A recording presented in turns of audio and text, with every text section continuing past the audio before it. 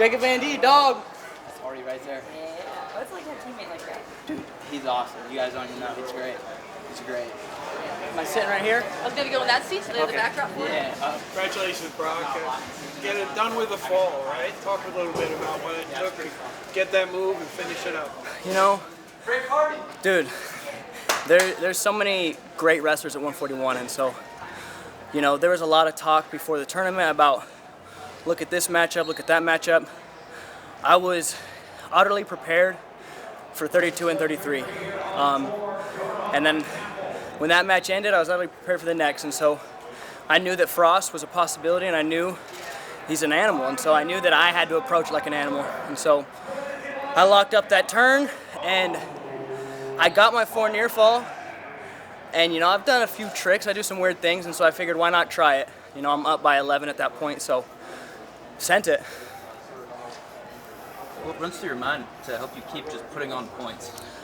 You know, that's something I struggle with a lot. You go back and you watch a lot of matches that I've lost, I'll score and then I shut down, right? Or I don't ever get the motor running. And so it's something that runs through my mind with pain, right?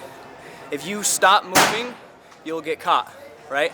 And so I just keep attacking, and you know, I have to always convince myself and remind myself what happens when I don't. On the Nebraska team, you guys seem like boys. What's that brotherhood like?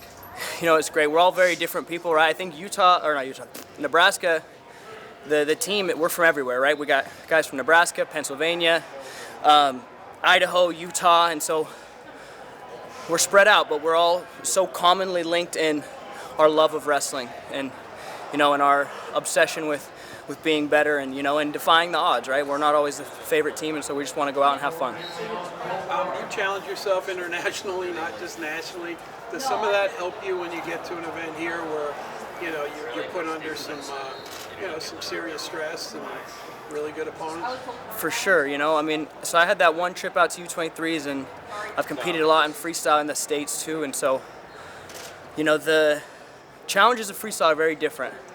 Folk style is much more grueling, and points I feel like are harder, but freestyle comes with this, you know, like certain level of extreme technique and extreme awareness because you can get scored on very easily. And so having traveled out to Europe and wrestled those guys that were so dangerous to wrestle, you know, I've been able to level up my game for sure. What's the biggest piece of advice, or like the most important thing your coaches say to you when you're about to step out on the mat?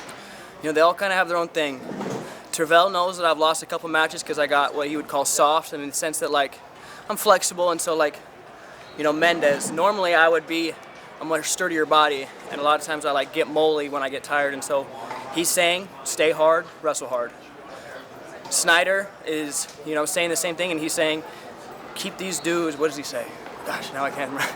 He says something like, keep these dudes guessing, or, you know, like, oh, make these dudes play catch-up. That's what he says. Make these dudes play catch-up. And so they both know where I'm weakest and where I'm strongest. And so they're just reiterating what I need to go out and do to be my strongest.